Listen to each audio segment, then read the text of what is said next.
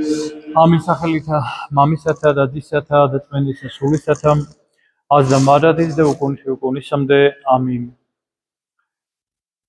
გეულოცავთ დღევანდელ დღეს. ცოტა შეწუხებულები ვართ და მეც სულის ჰქონდა რაღაც ეს წუხილს მეც ავყევი ამ წუხილს. იმიტომ რომ შეუძლებელია არ აყვე ხა, იმიტომ რომ ყველგან განიცდი ადამიანი რაღაც სიმძიმეს. მაგრამ თურმე ეს იმიტომ კი არ არის, რომ მართლა ისეთი აუტანელი თქვა ტემპერატურა. ესე იგი ეს თურმე ყოფილა დამოკიდებული განწყობაზე. და წავიკითხე იოანე კრონშტადტელთან და ამან მაფიქრებინა ეს სადაც ამბობს წმინდა იოანე კრონშტადტელი, რომ ყველაფერი არის ღვთის განგებულებით, ყველაფერი ხდება ღვთის განგებულებით. სიცხეცო, სიცივეცო, ყველაფერიო, ყველა მოვლენა თქვენ ცხოვრებაშიო, ყველაფერი მისგან არისო.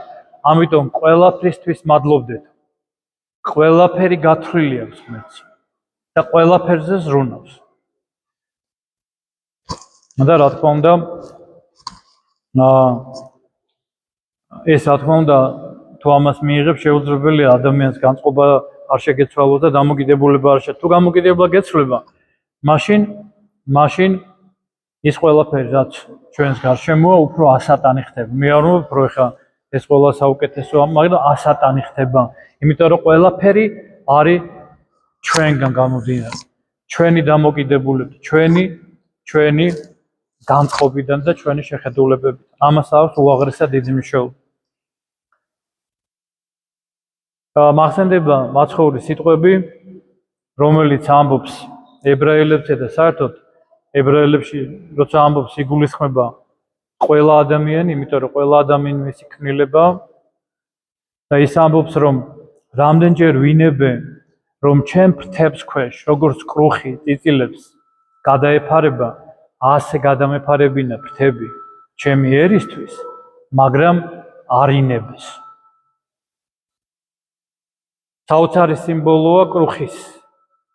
ესე იგი, როგორ ფოფინებს კრუხი, ხო, წარმოიდგინეთ, სიკვდილზე შეუძლია წასვლა, აი, წარმოუდგენელი სიყვარულია და წარმოუდგენელია ინსტინქტებით, რომელსაც არ არის გონიერი და სულიერი არსება, როგორი ჩადებული აქვს, როგორი თავგანწირო და სიყვარული.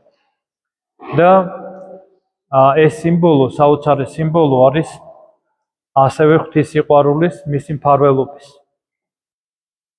რომლითაც ის მფარველობს ადამიანს და კაცობრიობას. და რა თქმა უნდა, ეს გადაფარება ფრთების, ეს არის სიმბოლო ზეცისა. ზეცა მფარველობს ადამიანს, ყველაფერი ზეცისგან მიეცა ადამიანს. ის მატერიალური და ნივთიერი, რომელიც ეხლა მას გაღმერთებული აქვს და ამაში ცხოვრობს და ვერ წარმოუდგენია, აქედან გაღწევა, როგორც საპყრობილეში, ისე ადამიანის ცნობიერება მიჯაჭვული, როგორც საპყრობილეში ჩაკეტილი. და მხოლოდ ზეცა ანთავისუფლებს, ზეცის გარეშე არარაობაა ეს ყველაფერი. იმიტომ რომ ზეცამ როგორც ამოძრავა მატერია, მისცა მას ფორმა და მისცა მას დანიშნულება, მაგრამ ყველაზე მთავარი შთაბერა მას სულის სიცოცხლისა. როგორც ჩვენ ამ სულს განვაშორებით, მაშინვე უდიდეს გაუგებრობაში, უდიდეს წვალებაში, უდიდეს ტრაგედიაში არის ადამიანი. ამიტომ შეიძლება პირდაპირ ვთქვათ, როგორც ამბობს ერთი ფილოსოფოსი, რომ ყველაზე დიდი ბედნიერება ეს არის, როცა ზეცა და მიწა არის ერთად, როდესაც ადამიანი ყარად დგას, მაგრამ ზევით იმზირება, როდესაც ადამიანი ეძებს ზეცას და მასთან კავშირს და ყველაზე დიდი უბედურება, ყველაზე დიდი ტრაგიზმი არის ის, როდესაც ადამიანი გამიწიერებულია, განივთიერებულია და არც ესმის, და არც უნდა და არც განიცდის ზეცას. იმიტომ რომ მას მხოლოდ მიწიერი განცდები აქვს. მიწიერი მუსიკა, მიწიერი მიწიერი გართობა, მიწიერი ინტერესები, არაფერი ადგილი აღარ რჩება იმისა, რაც მისი მაცხოვნებელი, რაც მისი შინაარსია, რაც მისი შიგთავსია. მრავალჯერ მთელი ბიბლია, ესე ამბობენ განმარტებლები, მთელი ბიბლია არის შეხსენება ადამიანისა, რომ შენი ნამდვილი სამშობლო ის არის, რომ შენი ცხოვრება იმ წესებით უნდა მოაწყო, რომ შენ ზევით უნდა იმზირებოდე, ზევით და მთელი ბიბლია. მაგრამ განსაკუთრებით ორ მაგალითს გამოვყობ, ეს არის ერთი ზეციური მანას მიცემა უდაბნოში, აქაც პირდაპირ აჩვენებს, ნახეთ, პირდაპირ ბიბლიაში ღმერთი აჩვენებს, რომ შეიძლება რომ ხეზე ამოსულიყო ეს მანა და ან სადმე მიწაში ამოეთხარა და ან სადმე ყოფილიყო. მაგრამ არა, ზეციდან მოდიოდ დილას ხდებოდა ყველას ეს მანა, ზეციური მანა. ამით აჩვენებს ადამიანს, რომ თქვენი მიმართულება აქეთკენ უნდა იყოს. და დღევანდელი სახარება, სადაც მაცხოვარი აკურთხებს და ეს არის გამეორება ზუსტად იმ მანას სასწაულისა, აქ არის მაცხოვრის მესიანისტური, არავის არასდროს არ გაუკეთებია ეს, არასდროს ზეციდან ასეთი კურთხევა არ ქონია. ეს მხოლოდ ღვთის შემოქმედებას შეუძლია განახორციელოს და მაცხოვარმა გაიმეორა ზუსტად ის და ხუთი პურისაგან განაძღვა 10,000 კაცი და 12 ის რამდენი დარჩა კიდე. 10,000, იმიტომ რომ 5,000 მამაკაცი იყო თვინიერ დედებისა და ბავშვებისა და გულისხმობენ რომ 10,000 კაცი იყო. საჯაროდ გააკეთა ეს. და ნახეთ რას აკეთებს, აღიხილნა ზეცად აღიხილნა, ანუ აჩვენა სად არის თქვენი ცხოვრება. საით უნდა მიდიოდეს ადამიანი.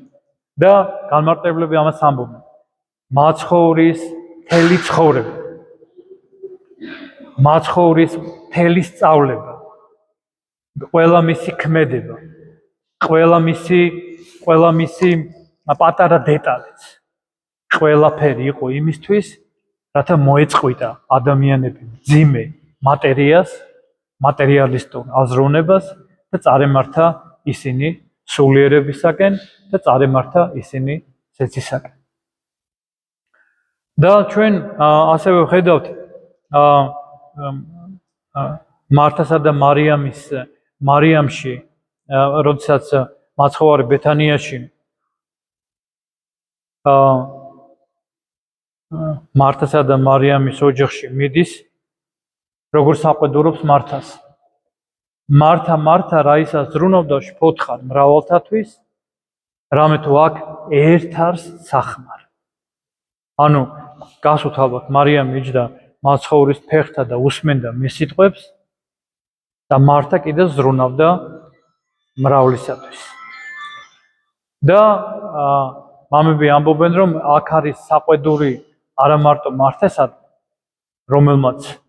რომელსაც ეს უნიკალური დრო, იმიტომ რომ უნიკალურია, როდესაც შენ გესმის ქრისტეს სიტყვები. უნიკალურია, რაც წერია სახარებაში. უნიკალურია და აბსოლუტურად განუმეორებელია. აბსოლუტურად შეუცვლელია.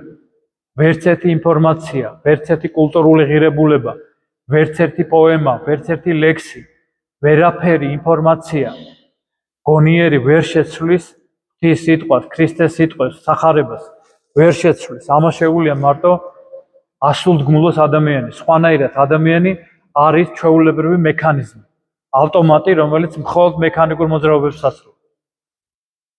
და ამით ამბობენ, რომ ის საყვედურობს არა მარტო მართას, არამედ საყვედურობს ყველას, ვინც ივიწყებს სულიერს, ვინც ანაცვლებს სულიერს, ან ვისაც სურს, რომ რაღაცა ესეთი ახალი გამოიგონოს. მაგალითად, არსებობს ეგეთი შეხედულებები, პოლიტიკური მართლმადიდებლობა, ეროვნული მართლმადიდებლობა, არსებობს სნობური მართლმადიდებლობა და ასე შემდეგ. და ყველა ეს რაც მე ჩამოთვალე, არის ის მანკიერება, რომელიც ამახინჯებს ქრისტეს სიტყვას, ქრისტეს სწავლებას და სამწუხაროდ ყველა ეს დამახინჯება უფრო მეტად არის გაბატონებული, ვიდრე ნამდვილი ღვთის სიტყვის მოსმენა და ვიდრე ნამდვილი ღვთის სიტყვით ცხოვრება. ნახეთ დღეს წავიკითხეთ 60 კოლოში ასეთი სიტყვები. პავლე მოციქული კორინთელებს ეუბნება: გლოცავ ძმანო, სახელითა უფლისა ჩვენისა იესო ქრისტესთან. იოანე ქროპირი ამბობს, რომ ესე იგი ამას გლოცავთო უფლის სახელით მომისმინეთ რა. და ამას ამბობს, რომ 9 ჯერო მანამდე. იმიტომ რომ ადამიანის ყურადღება მიაპყრობს ამას და რაზე უნდა გაამახვილოთ. უფლისა ჩვენი ქრისტესი, რათა მასვე იტყოდეთ ყოველდღე და ნუ იყოფით თქვენ შორის წვალებანი. ანუ ყველანი ერთს იტყოდეთო, ერთში გაერთიანდითო, ერთი იყოს თქვენი საფუძველი, თქვენი აზროვნებისა. და რა არის საფუძველი აზროვნების? ეს არის ქრისტე. ეს არის მისი სახარება.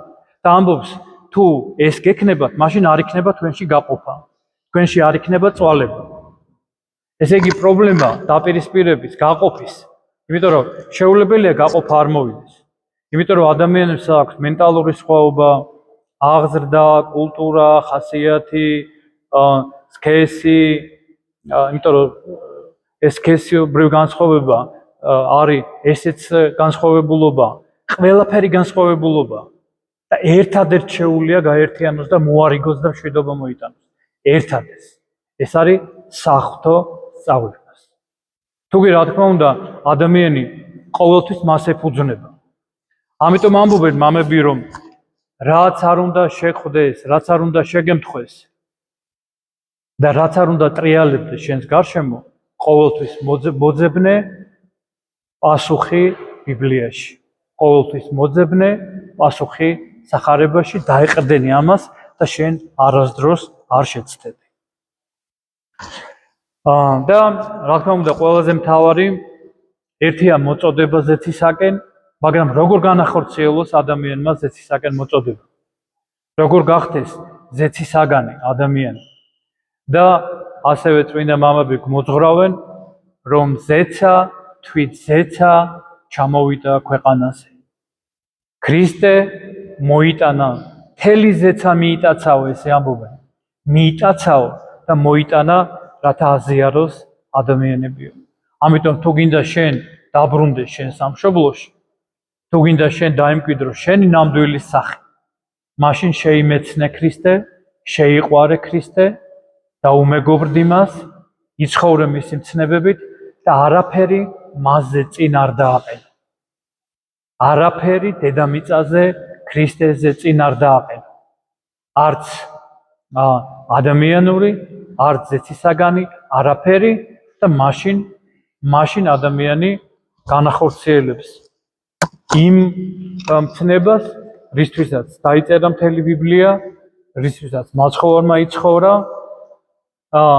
და რისთვისაც ღმერთმა შექმნა ადამიანი, რათა ადამიანი განეღმრთოს და მარადიულ ცხოვრებაში იცხოვროს. ღმერთმა დააგლოცოს, ღმერთმა